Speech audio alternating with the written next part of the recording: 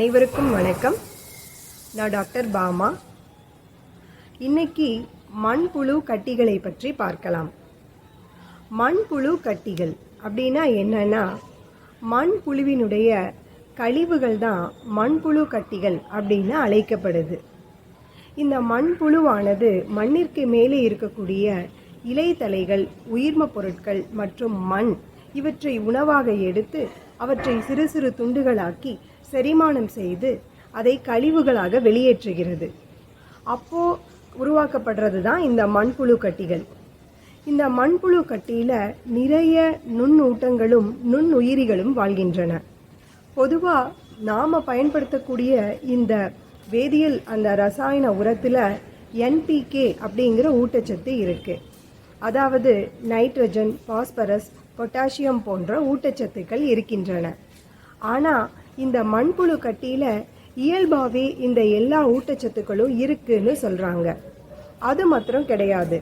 இந்த மண்புழு கட்டியில் இந்த மாதிரியான ஊட்டச்சத்துக்கள் மட்டும் இல்லாமல் துத்தநாகம், தாமிரம், மாலிப்டினம், போரான் போன்ற அதிக அளவு பிற நுண்ணூட்டங்களும் இருக்குது அப்படின்னு சொல்கிறாங்க.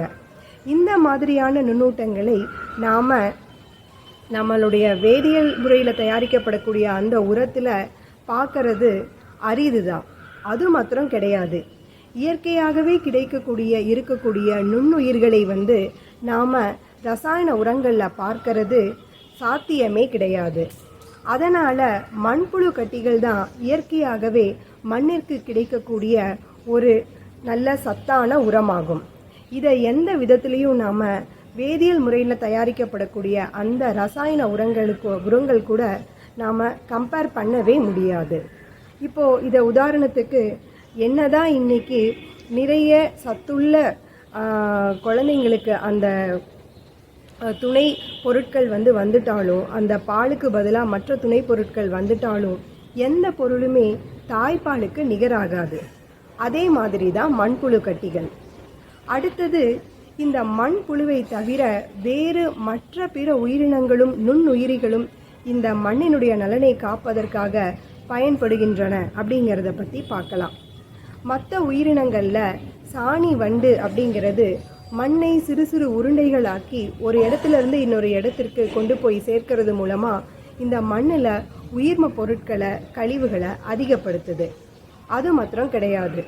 மரவட்டைகள், அப்புறம் 2-3 மில்லிமீட்டர் அளவே இருக்கக்கூடிய தேள் போன்ற வடிவமைப்பை கொண்ட சூடோஸ்கார்பியன், சிற்றுண்ணி, இது போன்ற பிற உயிர்கள் என்ன பண்ணுது அப்படின்னா, இந்த இலைத்தலைகளையும் மற்ற அந்த உயிர்ம கழிவுகளையும் சிறு சிறு துண்டுகளாக்கி இந்த மண்புழுவுக்கு அதை சாப்பிடுவதற்கு ஏதுவான ஒரு பொருளாக மாற்றி கொடுக்கின்றன. அதனால் மண்புழுவுக்கு அவற்றையெல்லாம் உண்டு அதை சிதைத்து அதை மற்ற உயிர் சத்துக்களாக மாற்றுவதற்கு ரொம்ப எளிமையாக இருக்குது. இந்த மாதிரி மண்புழுவை தவிர ஏராளமான உயிரினங்கள் இந்த மண்ணில் வாழ்ந்து பல கடினமான வேலைகளை எல்லாம் செய்து அதன் மூலமாக தான் இந்த மண் வளம் பெற்று நம்மளுடைய அந்த சாப்பாடு நம்ம தட்டுக்கு ஒரு நஞ்சற்ற ஒரு தூய்மையான உணவாக சேருது. இதெல்லாம் இயற்கையாகவே நடக்குது. நாம் இதுக்காக எதுவும் பண்ண தேவையில்லை. இது போன்ற இயற்கையாகவே நடக்கக்கூடிய விஷயங்களை நம்ம பாதுகாத்து வச்சுக்கிறது கட்டாயம் அவசியம். இது போல மேலும் பல விஷயங்களை வரும் நாட்களில் பார்க்கலாம். வணக்கம்.